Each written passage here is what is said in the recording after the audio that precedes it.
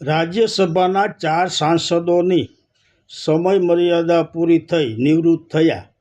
તેની જગ્યાએ 4 નવા લેવાના છે અને આ ચારેયના નામ પણ જાહેર થઈ ગયા છે. કોઈ દલવાડી છે ને કોઈ બ્રાહ્મણ છે ને કોઈ ઓબીસી છે, એવા 4 નામો જાહેર થયા છે.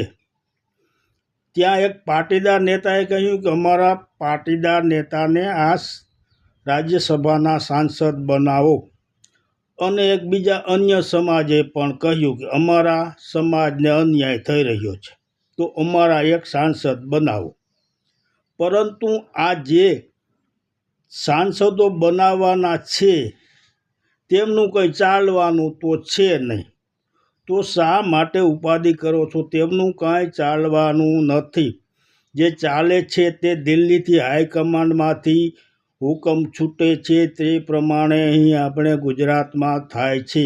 ગુજરાતમાં કોઈ સરકાર જેવું છે જ નહીં એમ કહી તો પણ ચાલે.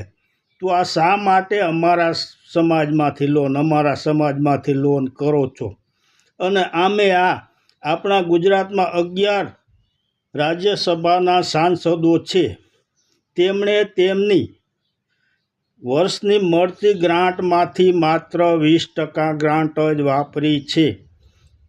આ રાજ્યસભાના સાંસદો તેમની ગ્રાન્ટ પણ વાપરી શકતા નથી તો બીજું શું કરી શકે? માટે આ ખોટી લમણાજીક મૂકો અને જે બનાવે તેને બનવા દો. આમનું કાંઈ હાલવાનું તો છે નહીં. આપણા આ ધારાસભ્યો મંત્રીઓનું પણ કાંઈ શું ચાલે છે?